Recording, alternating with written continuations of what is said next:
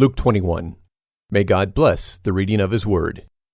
Jesus looked up and saw the rich people who were putting their gifts into the offering.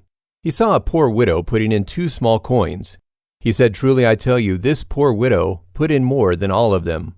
For all these put in gifts for God from their abundance. But she, out of her poverty, put in all that she had to live on." As some were talking about the temple and how it was decorated with beautiful stones and gifts, he said, "As for these things which you see, the days will come when there will not be left one stone on another. They will all be thrown down." They asked him, "Teacher, so when will these things happen? What is the sign that these things are about to start?" He said, "Watch out that you don't get led astray, for many will come in my name, saying, 'I am he,' and 'the time is at hand,' but don't follow them. When you hear of wars and disturbances, don't be terrified, for these things must happen first, but the end won't come immediately." Then he said to them, "Nation will rise against nation, and kingdom against kingdom. There will be great earthquakes, famines, and plagues in various places. There will be terrors and great signs from heaven. But before all these things, they will lay their hands on you, and will persecute you, delivering you up to the synagogues and prisons, bringing you before kings and governors for my name's sake. It will turn out as a testimony for you. Settle it in your hearts not to plan beforehand how to answer. For I will give you the words and wisdom which your adversaries will not be able to withstand or to contradict. You will be handed over even by parents, brothers, relatives, and friends. They will cause some of you to be put to death. You will be hated by all men for my name's sake, and not a hair of your head will eternally perish. By your endurance you will win your lives. But when you see Jerusalem surrounded by armies, then know that its desolation is at hand. Then let those who are in Judea flee to the mountains.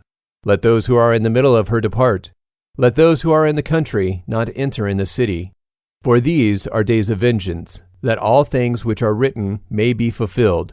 Woe to those who are pregnant and those who nurse infants in those days. For there will be great distress in the land, and wrath to this people. They will fall by the edge of the sword, and will be led captive into all the nations.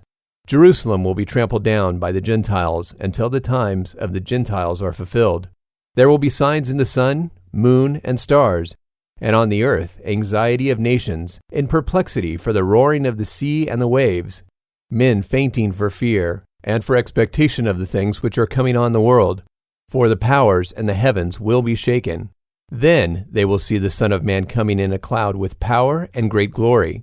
But when these things begin to happen, look up and lift up your heads, because your redemption is near." He told them a parable. "See the fig tree and all the trees? When they are already budding, you see it and know on your own that summer is already near. Even so, you also, when you see these things happening, know that God's kingdom is near. Most certainly I tell you, this generation will not pass away until all these things are accomplished. Heaven and earth will pass away, but my words will by no means pass away. So be careful, or your hearts will be loaded down with carousing, drunkenness, and cares of this life, and that day will come on you suddenly, for it will come like a snare on all those who dwell on the surface of the earth. Therefore, be watchful all the time, praying that you may be counted worthy to escape all these things that will happen, and to stand before the Son of Man." Every day Jesus was teaching in the temple, and every night he would go out and spend the night on the mountain that is called Olivet. All the people came early in the morning to the temple to hear him.